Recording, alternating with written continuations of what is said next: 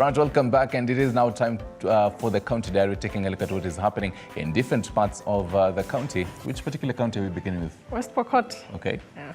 And our reporter Juma is on standby there to give us an update on what we can expect from the West Pokot County. Good morning, Juma. How are you doing this morning?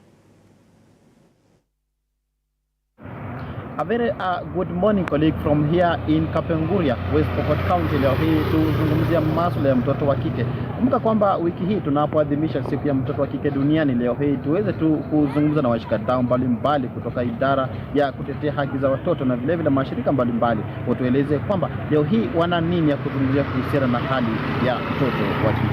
Kwa majina naitwa Ambrose Piadik Marian, nafanya kama program coordinator ya Umoja Development Organization ambayo ni community based organization ama CPO, na kazi yetu sana sana tunaangazia maneno ya watoto ama child protection, na tunafanya kazi na shirika la UNICEF na Children Department, Ministry of Education na County Government na National Government, na tumekuwa na sherehe nzuri ambapo mashule kadhaa imekuja ya primary na secondary, na tuliangazia sana sana maneno ambayo inahusu mtoto msichana kama ukeketaji, mimba ya mapema, kuoza mapema, na tumeona kwamba hiyo ni challenge sana ama ni mambo ambayo inasumbua watoto katika hii eneo ya North Pokot, na tunafunza watu pia kuhusu hali gani ambayo watoto wetu wako, kama vile kupeleka watoto shule, kuacha hii maneno ya ukeketaji. Vitu vingine ambayo tunafanya ni kupeleka wamama, kama tuko na program kama exchange visit ama kupeleka upande ya Uganda kuangalia vile wamama Uganda wamefanya kitu gani ili wawache ukeketaji ama kuacha hii maneno ya kuoza watoto mapema. And then kitu kingine ambayo tunafanya ni kuelimisha community. Maneno mengine ambayo tunafanya ni kutembelea watoto kwa mashule na kwenda kufanyia mentorship ama school visitation, kupatiana sodo ama na vitu kama Dignity Kids.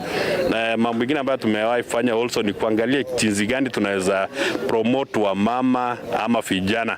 Kama saa hizi tunaweka hao kwa vikundi na tuna link hawa ama tunaunganisha hawa na yale vikundi ambayo wanasaidiana msaada kama Equity Bank, Women Enterprise Fund, Youth Fund, vitu kama hizo, ili hao mama wajiwezeshe kimaisha na wawache hii maneno ya ukeketaji, kuoza watoto mapema. Vitu zingine ambayo tumefanya ni community dialogues. Tumefanya community dialogues mingi na wazee na wamama, kwa sababu tumeangalia solutions ya hii vitu yote lazima itoke kwa wenyeji, si watu kutoka nje, na tumeona kwamba imeproduce results, kwa sababu ukiangalia saa hizi kuna mahali ambapo tumeenda na community immediately wamepeleka watoto zaidi ya 100 shule, so tunaona kwamba hiyo ni maneno mazuri. Na ile kitu kingine tumefanya ni kwamba tume encourage ama tumeonyesha hii watu ya hii community jinsi ya kwenda ile adult class. Kuna mahali inaitwa na kwa Lopet Ward, tumepata kwamba wamama wenyewe wameenda Kumbaro na zaidi ya wamama 78 sasa wako shule na hao wametuma watoto wao shule.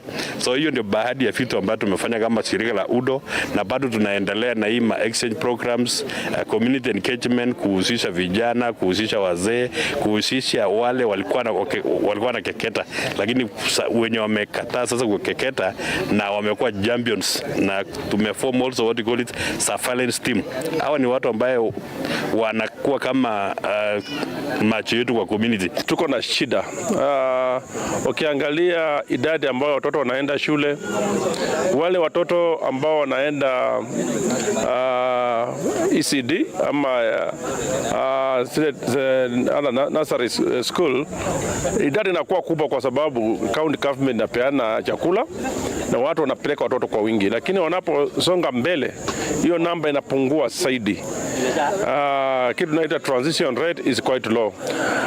Challenge nyingine apart from transition rate, tuna kitu tunaita retention, watoto kuendelea na masomo iko chini sana, na hii ndiyo inafanya watu wanaendelea kuwa maskini kwa sababu njia ya kupata mapato inakuwa haba.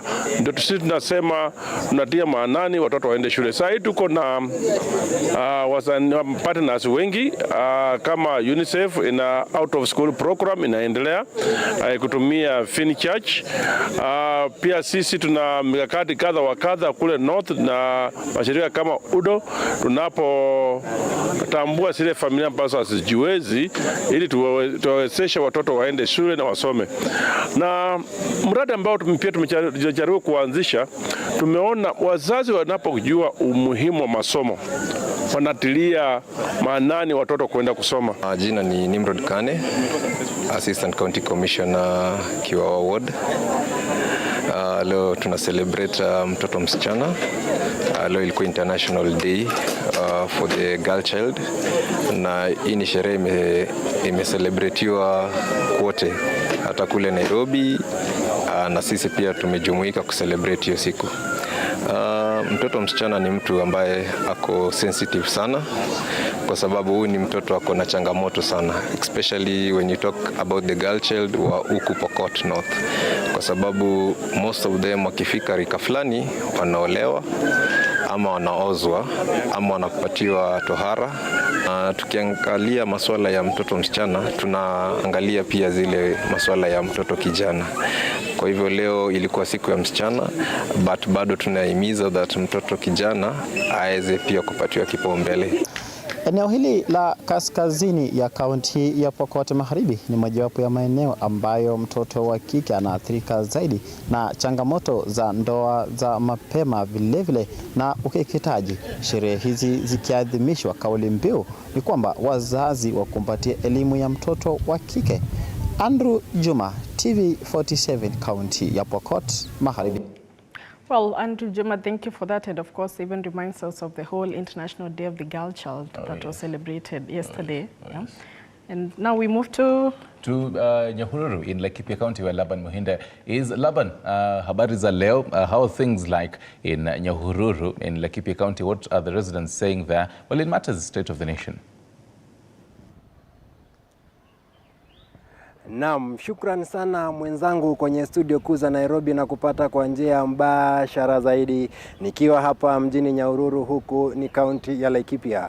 Hii leo tukilivalia njuga swala hili la Kenya kutajwa kama kampuni yenye hisa. Ningependa kupata maoni ya wakazi kutoka mji huu wa Nyahururu, niweze kusikia maoni yao ni yapi kuhusiana na swala hili. Tukianza na wewe bwana, karibu ndani ya TV47 kwenye County Diary, na ningependa utupe majina yako kisha baadaye tuambie maoni yako ni yapi kuhusiana na swala hili la Kenya kuwa kama kampuni yenye hisa.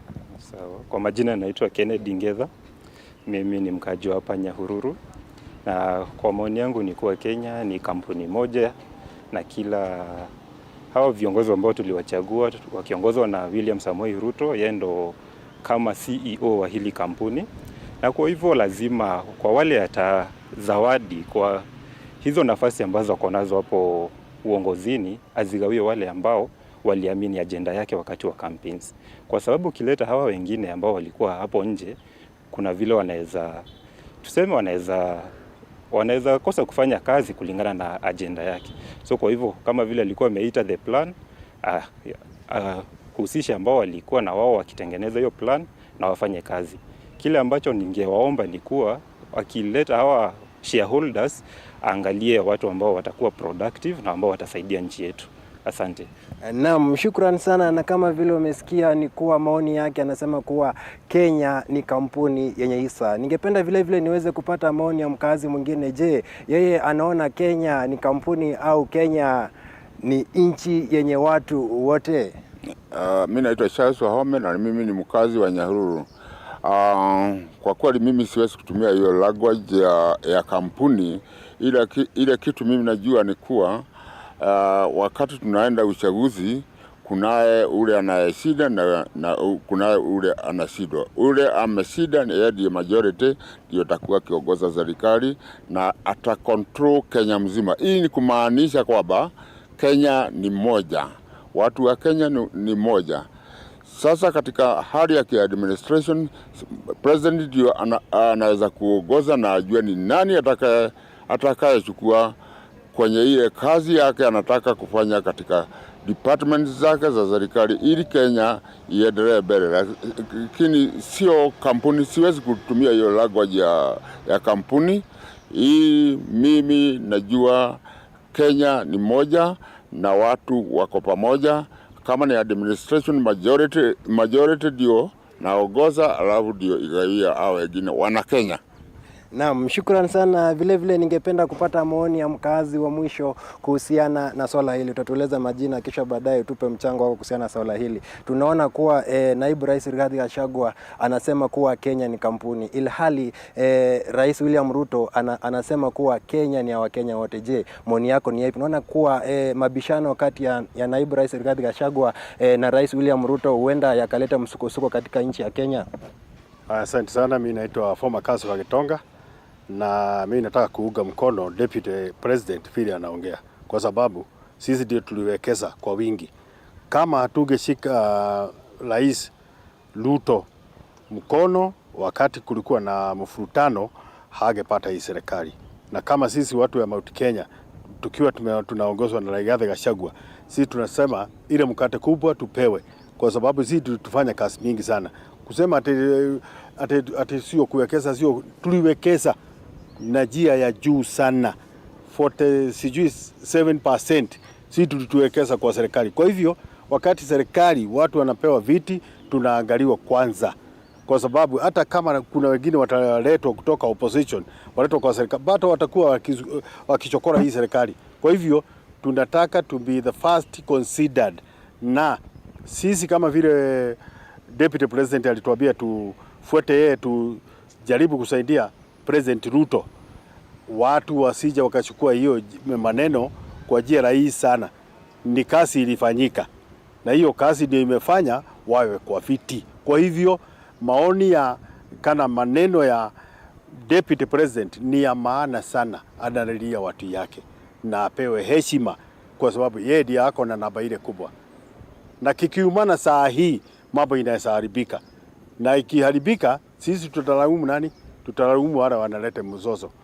Na sio lazima ati mtu akiwa opposition na pako mafuta ndio ati serikali ikae mzuri. Hapana, yeye agojee wakati wa campaign, afanye campaign tena, akishinda ni sawa, lakini sio kuleta mambo mengi ya kuleta mgawanyiko. Kwa hivyo Gachagua ako bere, na ako bere sana. Naam, shukrani sana. Na kama vile ambavyo umesikia, hayo ndio maoni ya baadhi ya wakazi kutoka mji huu wa Nyahururu, wengine wakiunga mkono matamshi yake Rigathi Gachagua, wengine wakikashifu matamshi hayo kusema kuwa Kenya ni nchi ya kila mtu. Kutoka kwangu mie Laban Muhinda, nikiwa hapa mjini Nyahururu, huko ni kaunti ya Laikipia, sina la ziada ila kurejesha usukani kwako studio. Right, Laban Muhinda there, boots on ground in Nyahururu in Laikipia County. Asante sana for that. Speaking on the whole shareholder bit and what the whole split between what the president was saying and what the deputy president was saying. Actually, speaking of the president speaking. Yeah, the president will be in Turkana County today to officially open the 7th Turkana Cultural International Festival. It is a time to showcase what the great people of Turkana have to show. Right. Remember, Turkana is called the cradle of mankind. So it will be great to showcase. It's the same thing that we saw in the Ma Cultural Festival. So we just get to learn about the tradition, about their what they do for a living, their clothing, their dances, Right. all that. Yeah, it will be an interesting one from today all the way to Saturday. To the 14th. Yes. Where the deputy president will wrap it up. Yes. I'm curious the kind of food. And also the dressing. Okay. And actually, even the whole discussion of national dress code. But then before we actually wrap it up, and just taking a look at what is happening, even in the whole international dairy, also in Ghana, the FBI is investigating former Ghanaian minister. Yes, and in Zimbabwe, opposition has denied expelling its leader. And even across globally, the war in Israel continues to intensify. And we've lost a couple of people. We do hope that they'll get rest, the peace will be restored. Prevail, exactly. And actually, speaking of Israel, Nigeria has rather halted all Christian pilgrimages to Israel. And finally, junta orders UN boss to leave Niger within 72 hours. And also in Zimbabwe, CCC MPs are suspended after police scuffles. Right, and well, we definitely have to, the whole conversation, even as we wrap it up with Fred, the whole discussion on what can actually be found in Turkana, the whole cradle of mankind. I'm curious about the food. In Turkana? Yeah. Interesting. What are you curious about? I'm curious about you and that whole discussion now, a young man. Do you see why you're reluctant to get married? Do you now understand? Well, I am still reluctant. Or have you changed your mind? Number one, lack of capital, lack of market competition, and other factors. You never know. Probably the reason why you would have gone to Turkana. Find a suitable suitor or spouse for yourself in Turkana. Look at Fred and Flora. Really forced me that, like, we want to be in your wedding next year time like this. Yeah, tafuta mpoa. Marriage is a beautiful thing. How would you know? I talk to people who are in marriage. Okay, interesting. Well, on that note, we wrap up this edition of Morning Cafe. Thank you so much for even the interaction online. I've seen so many comments. I've not even been able to go through all of them. On that question, why do you think young men in Kenya are reluctant to get married today? Continue that conversation online on X TV47 News and on Facebook TV47 Kenya. My name is Fred Indibuli. And I'm usually Stanley Nyeringita. And well, on